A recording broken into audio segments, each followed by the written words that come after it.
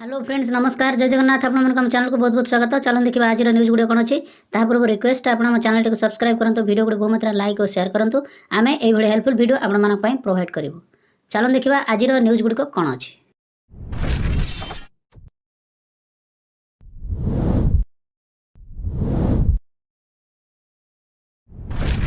এই নিউটি अच्छी देखु 2026 एप्रिल 1 रु प्रथम पर्याय जनगणना आरंभ हम फोन बाइक टीवी फ्रिज आदि तथ्य नियाजिब। तेणु देखु बहु प्रतीक्षित जनगणना प्रक्रिया आरंभ होबार तारीख घोषणा करा जाउछि। एथर जनगणना दुईटी पर्याय हेब। रजिस्टर जनरल ऑफ इंडिया मुताबक आसंता वर्ष 2026 एप्रिल 1 रु प्रथम पर्याय आरंभ होब।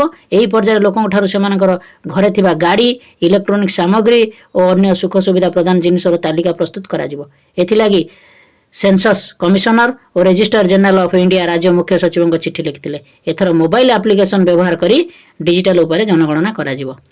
किंतु एथिरे आवासिक स्थिति संपत्ति विभिन्न सामग्रिक तथ्य हासिल करा जिवो।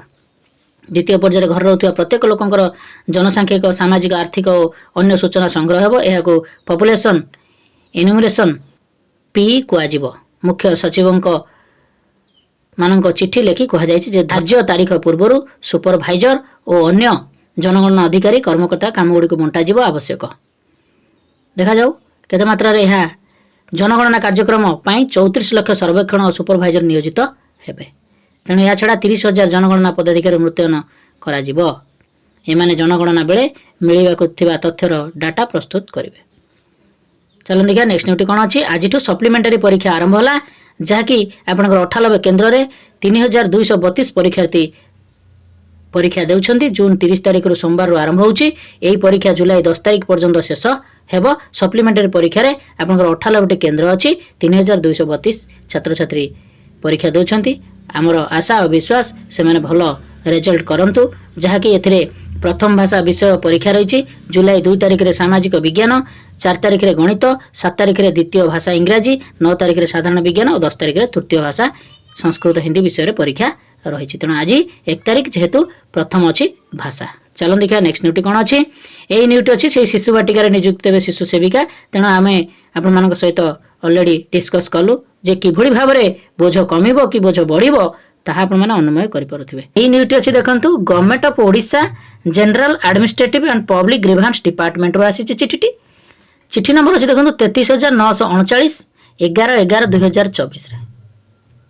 तेणु वर्तमान ये चिठीटी आपण मानको काहेकि एठारे मो प्रेजेंट करिवार कारण होउछि जे बहुत जगह रे आपणकर कोन करा जाउछि किभଳି भाबरे आपणकर शासन चलीछि ताहा कोठरे आपण मन दर्शाइ देबा चाहूछु। फ्रॉम श्री मनोज आहूजा जे चीफ सेक्रेटरी टू कागो देजिन all the secretariat of department of government all the collector समस्त जिलापाल को समस्त सेक्रेटरी को चिठी करथिले 11/11/2024 रे। कोन थिला देखंतु prohibition of undue influence for transfer and posting. तो कौन करा जायछि टिके डिटेल्स भाव रे हमें देखिबा। तो एथरे आपण माने देखंतु जे जहा कि आपणकर स्थानांतर आउ न्यू पोस्टिंग एहाकू आपणकर निषेध करा जाउछि जहा कि प्रभावित करा जाउछि ताहारी ऊपर आछि। Madam sir it has come to the notice the government that some government employee are attempting in influence their transfer and posting of different post by entering extraneous influence. This practice is a clear cut violation of rule 2023 rule 23 of the Odisha government servants conduct rules 1959 which state that। तो कौन अच्छे देखो सरकार दृष्टिगोचर होइछि जे केते सरकारी कर्मचारी बाह्य प्रभाव प्रयोग करी आपणकर स्थानांतर हो किंबा विभिन्न पदवी रे पोस्टिंग को प्रभावित करने को चेष्टा करुछंती। तेणु ओडिशा सरकारी कर्मचारी जो आचरण नियम अच्छी 1959 नियम जहाँकि आपणकर धारा हूँ 23 स्पष्ट उल्लंघन करा जाउछि बोली एठारे से दर्शाई छंती।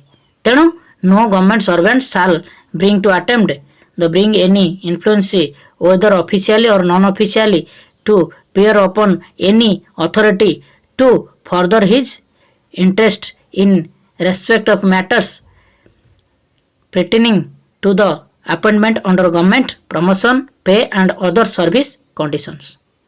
तेणु एथिरे सरकारी कर्मचारी और सरकारी जो मैंने पदोन्नति कि नियुक्ति तो समस्त सेवा शर्तावली दरमा एवं अन्य जो सेवा अच्छी ताको स्वार्थ को आगू बढ़ाइबा कौन कर्तृपक्ष उपर प्रभाव पकेबा नुहे किंबा ताहाको आपणायित करबा पई चेष्टा करबा कथा नुहे। तो government employees are expected to maintain the highest standards integrity and conduct upholding the principles of fairness and transparency in all service matter.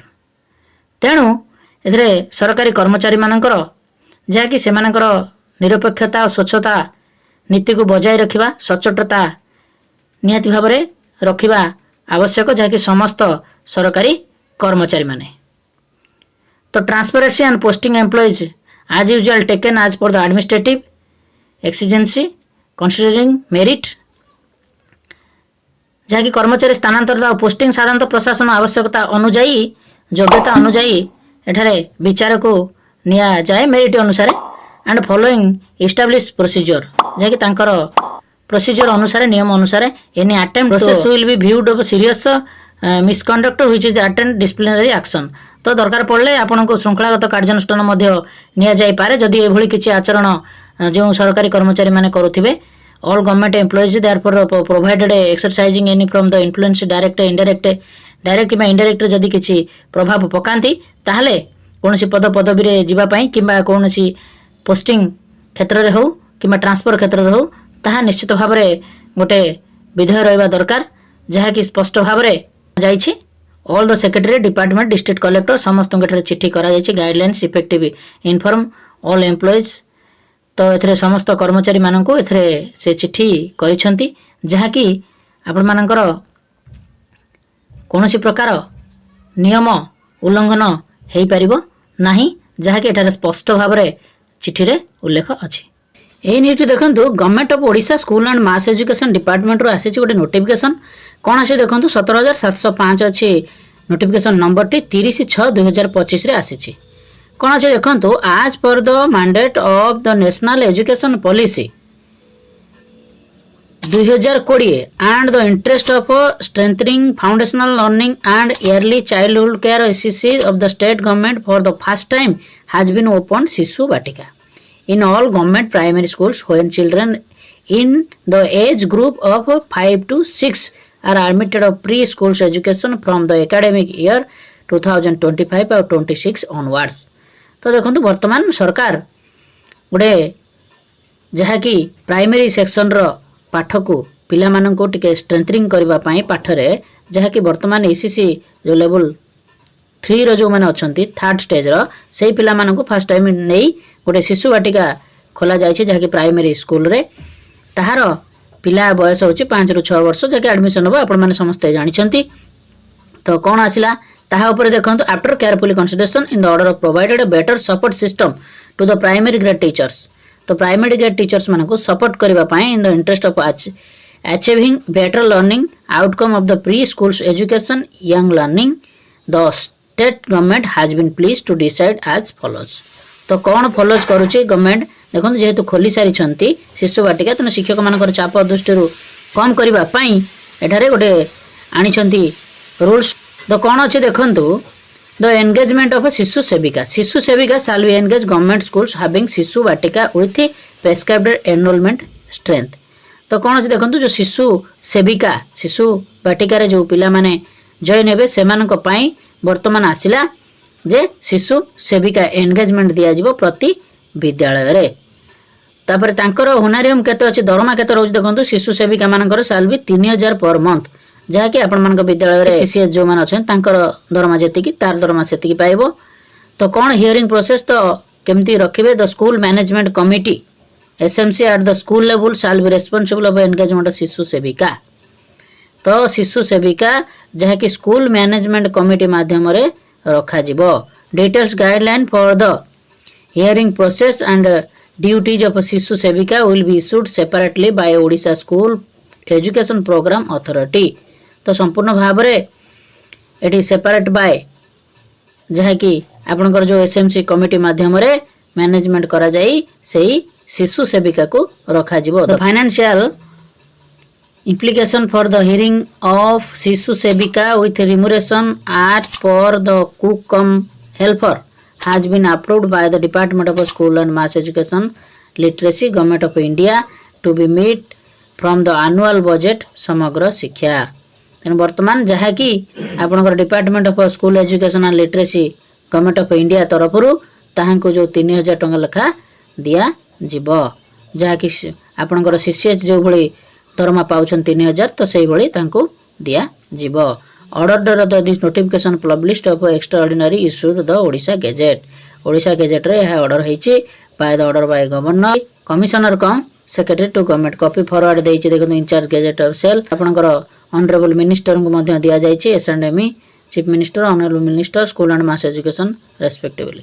तो देखंतु वर्तमान आसिला तार नोटिफिकेशन टी जे तांको एनगेज दिया जिवो केबे दिया जिवो तार गाइडलाइन खूब शीघ्र आसीबा को जाउछि। खाली एठारे जहा दर्शाई जाइछि जे एसएमसी कमिटी द्वारा ही चयन करा जिवो शिशु सेविका को जहा कि यह गोटे प्रोसेस हबो जहा कि एसएमसी कमिटी माध्यम रे तांकर सैलरी रहबो 3000 टंका। क्वालिफिकेशन एठारे किछि मेंशन करा जाय नाही बट एथिरे शिक्षक मानकर चाप कम करिया पई सरकार ए योजनाटी करिसंती। देखा जाऊ केते मात्रा रे यह सफलता हासिल करूछि। एथिला आपण मानक पई छोटे हेल्पफुल वीडियोटी आपन रिक्वेस्ट आपण हम चैनल को सब्सक्राइब करंतु वीडियो को बहुत मात्रा लाइक और शेयर करंतु। आमे ए भली हेल्पफुल वीडियो आपण मानक पई प्रोवाइड करिवु। नमस्कार सर्वे भवन्तु सुखिनो।